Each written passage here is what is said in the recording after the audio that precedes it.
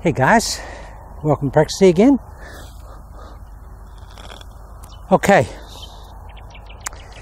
a couple of people have asked about because we've created a bit of a monster with Yogi lock, but I've got to tell you guys, I'm going to incorporate Yogi mechanics into my channel lock because I just think it's wonderful mechanics.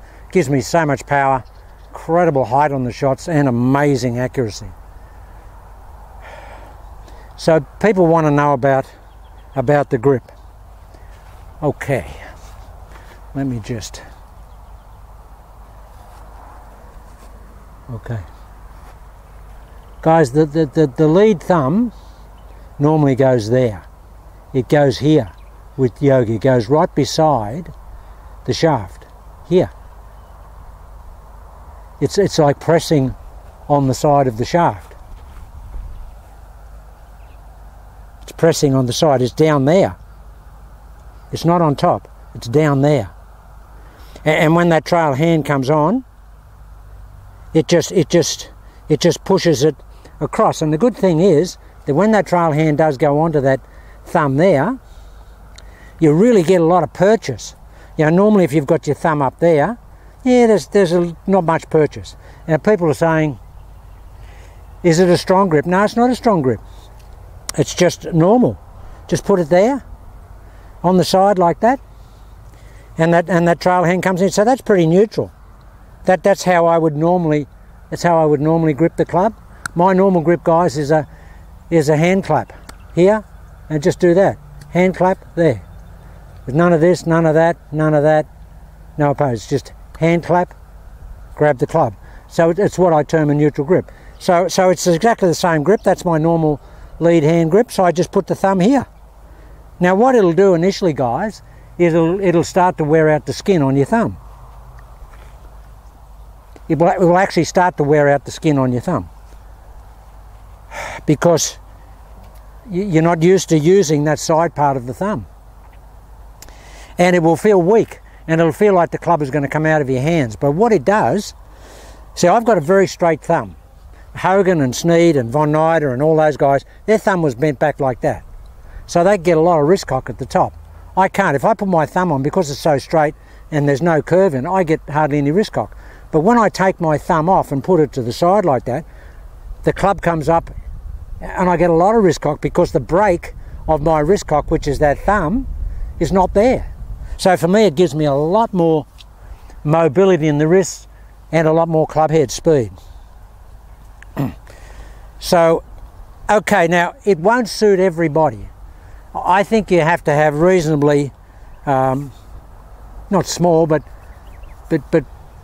reasonable size hands that don't have big, thick fingers, and not much space between fingers. Okay, well, we've all got the same, but you know what I mean. Yogi had very elegant hands. I haven't got elegant hands, but I've got reasonably small hands, and I've got, you know, normal length fingers, so I can accommodate that grip. But if you've got very big hands and you've got big fat fingers, then it may not work for you. So I'm not saying that this grip will work for everybody.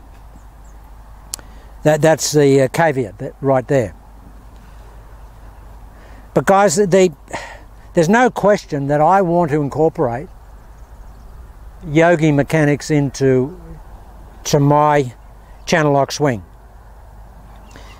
And the main, apart from the grip, the other main ingredient or component of Yogi mechanics is the quick get away and get on with the job process, which he called, I'm just in front of the practice green here, guys, so I'm a bit nervous, and there's an old guy over here hitting.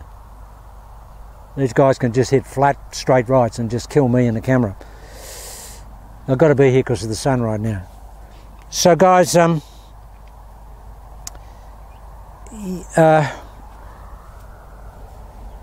getting on with the swing from basically once we're in here, putting the club down and then getting on immediately, that is what we termed Yogi's infallible mental routine. He didn't say anything in his golf books about his golf swing. If you look in there was nothing about the mechanics of his golf swing.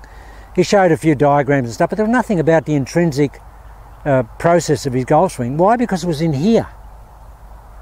He just did exactly the same thing every time, and he had the same thought process, and that's why he termed it and coined the phrase infallible mental routine, because he had the same thinking, but it was millisecond exactly the same. So I want to do that. I want to get on with the shot. I'm scared about this guy over here. He's aiming straight at me, and the green's over there.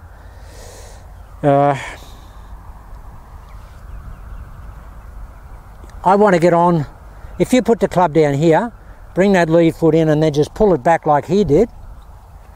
But what you'll do in doing that, what I find I do, is that I go into a more closed stance when I do that. I'm here, I'm there at address, then I bring this left foot up, and then I just do the yogi back step. I get here and I do the yogi back step, so I'm in a very closed stance there.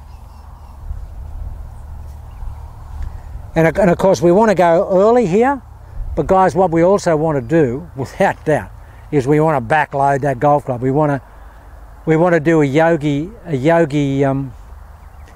drag, and a yogi drag is this, guys, in that the handle goes back. Bill Phillips at MMI Golf has a small version of that in his golf swing.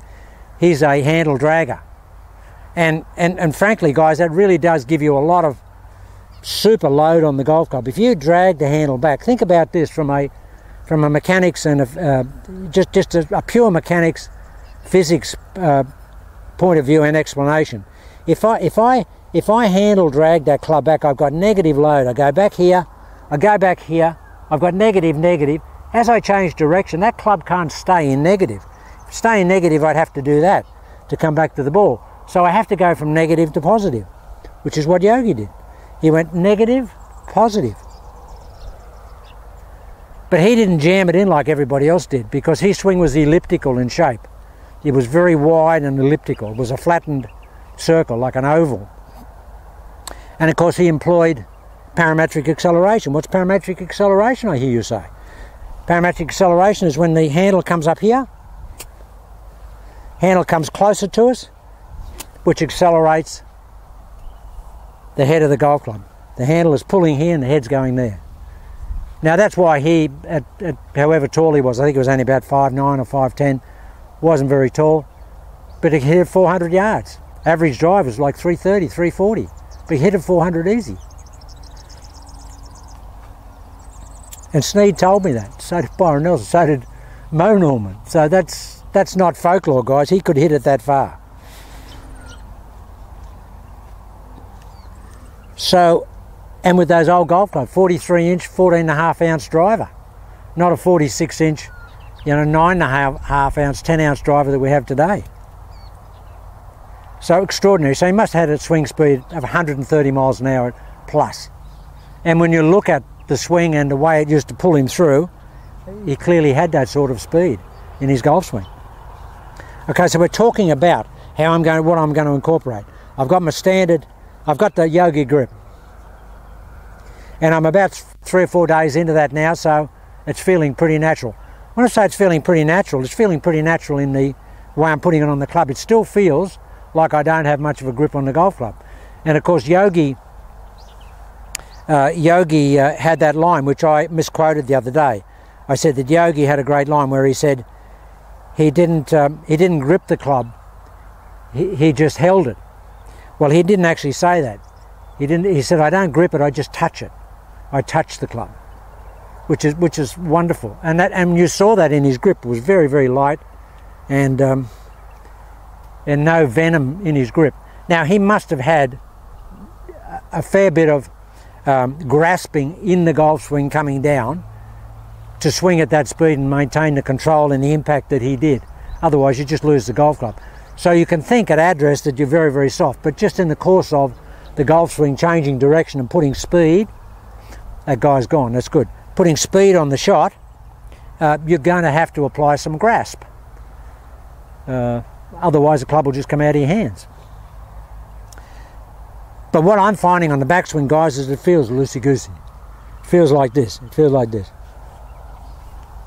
That's what it feels like. I feel like loosey-goosey. It doesn't go that far. I'd love to get it to go that far. I just haven't got a brain program for that. I can do that. See, I can do that. Look. I can get it to go there. If only I could get a brain program, and I probably will after a couple of thousand shots, because that would give me another 40 yards on the drive, maybe 50. Really, that would give me, because that would bring my club head speed. If I could get the golf club back to here, that would give me, with the driver, would give me at least 10 or 15 miles an hour, maybe 15 miles an hour on my driver, which would be huge, massive. And on my irons at least 10 miles an hour, maybe 12, 13, 14. Because, you know, I normally get it to here. If I get the club to travel, and guys, speed is directly proportional for most people relative to the length of travel that you have in the golf swing for it to generate speed, and the amount of lag that you can put on the club and hold. So that's why you don't see short guys with short swings winning World Long Drive Championships. I've never seen one. They've always got the club down here. You know? Jason Zubak was the first guy. You know, Sadlowski here. Mike Dobbins. How big is Mike Dobbins? 6'7" or 6'8" or something? I know he couldn't walk through a normal door. He had to duck to get in a normal door. And Mike Dobbins had the club down here. I saw Mike Dobbins one day carry it 435 yards. Carry it. 435. But he's the biggest guy I've ever seen. A massive guy. Just, I think he could bench press 450 or something. Just huge. And then Sadlowski comes along. They said nobody under 6'4" and under 230 pounds, 240 pounds ever going to win a long drive championship again after Dobbins won it. And then Sadlowski comes along. And Sadlowski was like, what, 5'11" or something, and weighed 100, probably 175, 180 pounds. Just a will of the wisp, so to speak. Okay guys, so what we want to do is here, come in. We get here, and then we started. But the start is a drag, is a handle drag. So that's what I'm going to incorporate in my channel lock. No question why, because I hit it so much further and I hit it so much higher. Off this back foot, guys, I can hit 6-iron, you know, as high as I used to hit 9-irons. It just goes, and apparently that was Yogi's strength. He hit the ball so high because he finished like this. He hit up, and that's what I'm doing, guys. And that's what I want to talk about, the versatility, which I'll talk about on the next video. I'll talk about the versatility of channel lock, that you can incorporate a couple of things in it. Okay, that's just an overview of what I'm going to do, incorporating Yogi mechanics into my channel lock.